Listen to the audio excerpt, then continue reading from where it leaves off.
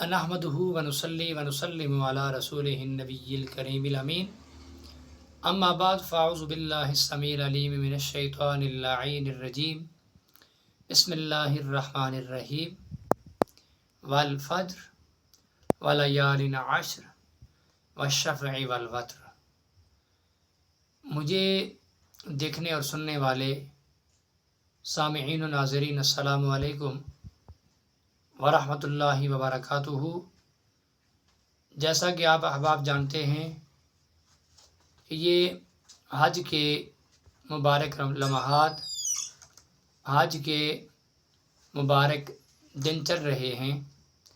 ان مبارک لمحات میں، ان مبارک گھڑیوں میں اور بالخصوص ذی الحج کا یہ پہلا عشرہ، اور وہ عشرہ، وہ دن اور وہ راتیں کہ جن کی قسمیں میرے رب نے سورۃ الفجر میں کھائی ہیں۔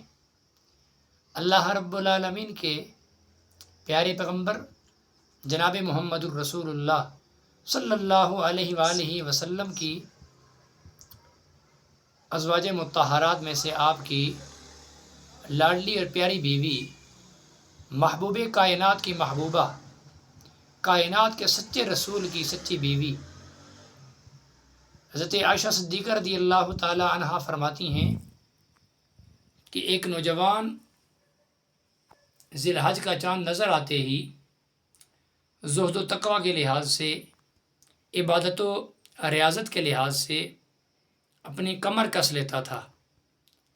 رسول اللہ صلی اللہ علیہ وآلہ وسلم کو جب اطلاع ملی کہ وہ ذی الحج میں روزے رکھنے کا اہتمام کرتا ہے، یعنی بڑے اہتمام کے ساتھ روزے رکھتا ہے، اللہ کے نبی صلی اللہ علیہ وسلم نے اسے پیغام بھیجا۔ وہ رسول اللہ کی بارگاہ میں حاضر ہوا۔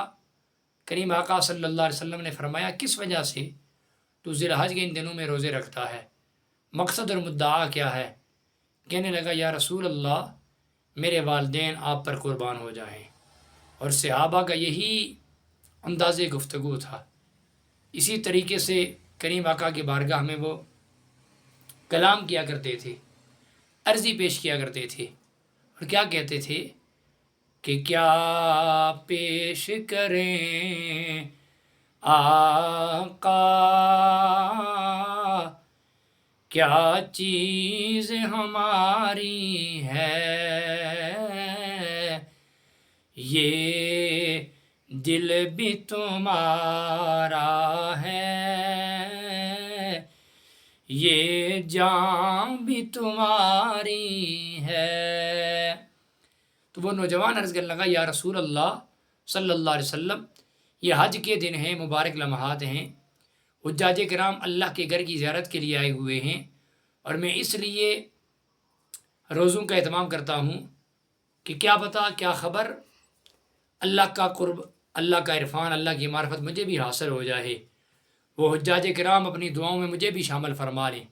اللہ کے نبی صلی اللہ علیہ وسلم نے فرمایا، مجھے ان دنوں میں ہر روزے کا ثواب 100 غلام آزاد کرنے، 100 گھوڑے اللہ کی راہ میں میدان جہاد میں بھیجنے، اور 100 اونٹ بھیجنے کے برابر ملتا ہے۔